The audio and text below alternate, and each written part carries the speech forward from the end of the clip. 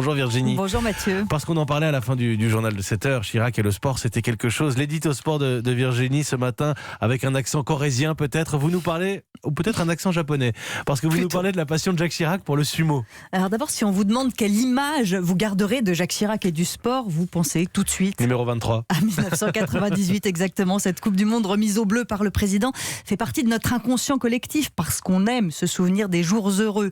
Et heureux, il l'était, Jacques Chirac, ce soir du 12 juillet. Heureux du moment, de la communion et de l'image de la France donnée par nos champions du monde.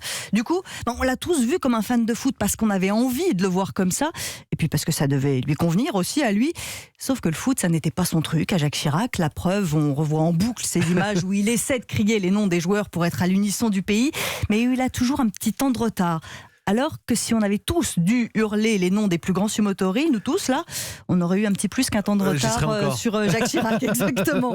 Le sumo, elle était là, sa vraie passion sportive, de ces passions qui vous font programmer des voyages officiels au Japon en fonction des dates des plus grands tournois, de ces passions qui vous font dire « j'aurais pu faire du sumo, moi j'avais la taille requise et puis le poids, ça s'acquiert », de ces passions qui vous font collectionner des cassettes vidéo de combat à l'Elysée, dévorantes. Ouais. Et sa passion pour le sumo, Jacques Chirac a essayé de l'importer en France. Ah oui, il avait envie de la partager avec nous. Dès son arrivée à l'Elysée, il a encouragé la tenue d'un grand tournoi de sumo à Bercy. Et puis une coupe Jacques Chirac a été créée pour récompenser les plus grands lutteurs japonais. Et vous, comme moi, quand on entend parler de sumo, on pense inévitablement à Jacques Chirac.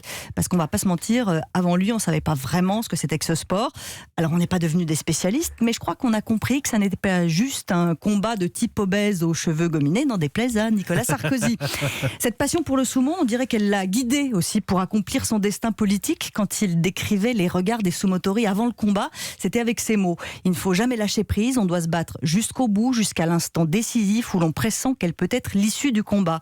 C'est comme si racontait sa bataille pour accéder à la présidence de la République en 1995, parce que la politique, ça n'est pas un match de foot, c'est un sport de combat. Écoutez, pour avoir eu la chance d'assister un jour à un entraînement de sumo, c'est marrant parce que la première personne à laquelle j'ai pensé, c'est Jacques Chirac.